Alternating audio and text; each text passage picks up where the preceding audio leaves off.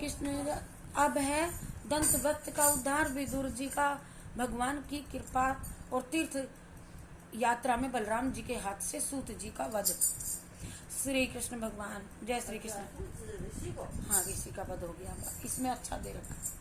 सुखदेव जी कहते हैं कि परीक्षित अपने मित्र साल्व की मृत्यु सुन करके, दंत वक्त मित्र थे ये, साल मारा गया ना, तो उसकी मृत्यु सुन करके अकेला गदा लेकर के आनंदम का कृष्ण जी के सामने और अपने पैरों की धमक से पृथ्वी को हिलाता डगमगाता श्री कृष्ण जी के सामने आकर बोला, ओ कृष्ण, तुम मेरे मामा के पुत्र हो, इसलिए मैं तुमको छोड़ता हूँ, मारना नहीं चाहता, परंतु तुमने एक तो मेरे मित्र को मार डाला और अब तुम मुझे भी मारने को चाहते हो, इसलिए आज मैं तुम्हें अपनी गदा से चूर चूर कर ही डालता हूँ। और वह इस प्रकार कह ही रहा था कि भगवान श्री कृष्ण जी ने अपनी कोमोद से गदा को अपने वक्ष स्थल पर ऐसे प्रहार किया, उसकी गदा स्थल पर, कि उसका कलेजा फट गया और वह मुंह से खून उगलता वहां हुआ भूमि पर गिर गया, जिससे उसकी मृत्यु वहीं तत्काल हो गई। परीक्षित, सभी के देखते ही देखते उसके मृत शरीर में से ऐसी एक ज्योति निकली कि जो भगवान श्री कृष्ण में समा गई।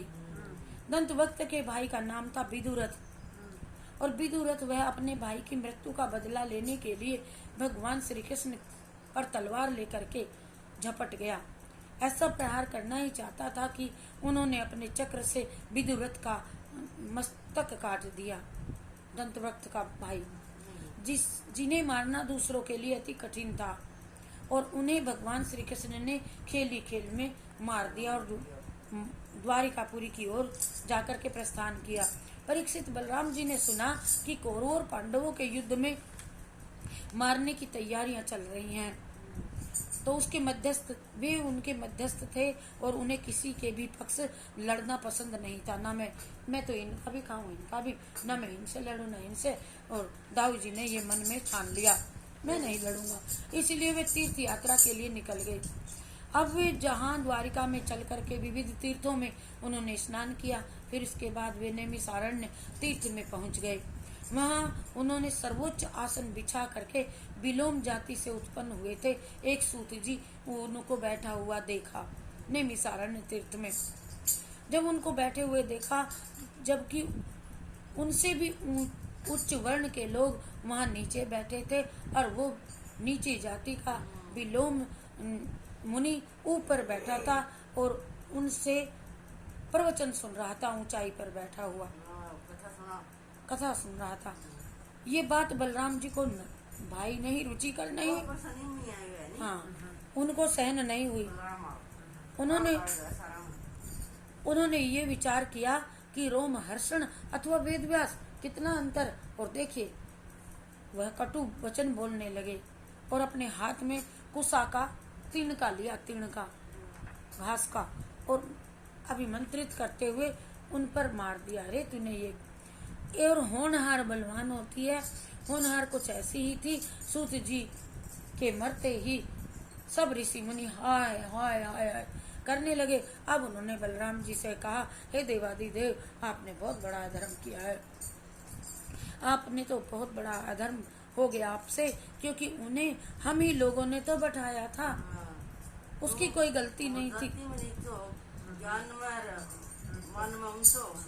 उसकी कोई गलती नहीं थी। और अब हमारा सत्र पूर्ण कैसे होगा जो हम पाठ कर रहे थे, बताओ। जब तक के लिए हाँ इसको जीवन दान दो, इसे जीवाओ। तो अनजाने में ऐसा काम किया गया और ब्रह्म हत्या के समान उसे दोष लग गया। अब वह आपको योगेश्वर मानते हैं, और फिर भी यदि आप किसी की प्रेरणा से बिना स्वयं उसकी इच्छा के ब्रह्म हत्या का प्रायश्चित आप कर लेंगे तो बहुत से लोगों को शिक्षा मिल जाएगी, नहीं तो सब आएंगे और मुनियों को मरोड़ तरोड़ के मार देंगे। दाऊ, अब तेरी इसी में खुशी है कि तू प्रायश्चित कर, तुझे ये ब्रह्म हत्या लग गई। बलराम जी ने कहा, ब्रह्म हत्या का प्रायश्चित मैं अवश्य करूंगा, अतः आप लोग इसके लिए प्रथम श्रेणी का जो प्रायश्चित हो उसी का विधान कीजिए। और ऋषियों ने कहा, बलराम जी आप ही कोई ऐसा उपाय कीजिए जिससे आपका शस्त्र पराक्रम और इसकी मृत्यु भी व्यर्थ ना हो, और हम लोगों ने ये वरदान लिया था कि ये भी सत्य हो जाए, बात हमारी सत्य हो जाए। देवादिदेव बलराम जी ने कहा, ऋषियों, वेदों और धर्म ग्रंथों में ऐसा कहा गया है कि आत्मा ही पुत्र है, आत्मा ही रूप है, आत्मा ही उत्पन्न होती है।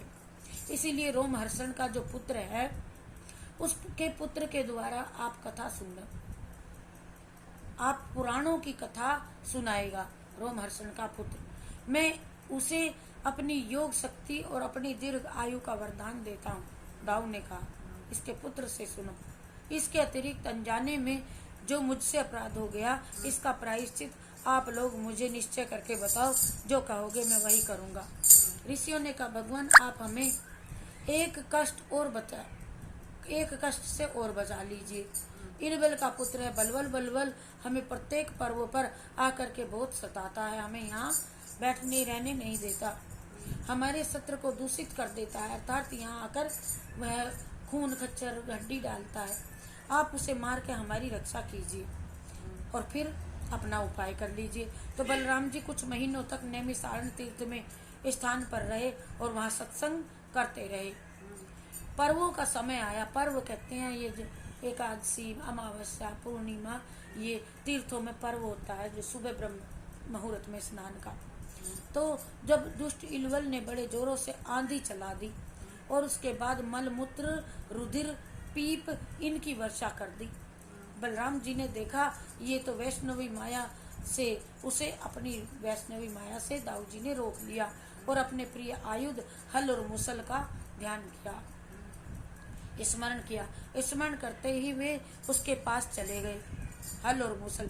तब बलराम जी ने हल के अग्रभाग से बलवल को खींच करके मूसल के प्रहार से उनका मस्तक चूर चूर कर दिया, जिससे उनके प्राण निकल गए। ऋषियों का कष्ट निवारण करके बलराम जी इसकी आज्ञा अनुसार 12 महीनों तक प्रत्येक तीर्थों में जा करके वहाँ स्नान करने लगे, करते हुए वहाँ के प्रत्येक देव स्थानों में, नगरों में दर्शन किए और मंदिरों में, और ब्राह्मणों को दान दे करके उनसे आशीर्वाद प्राप्त कर लिया। जब बलराम जी द्वारिकापुरी में लौटे तो आए हुए तब तक महाभारत का युद्ध अंतिम चरण पर था, युद्ध हो रहा था, दाऊ जी नहीं थे उस युद्ध में।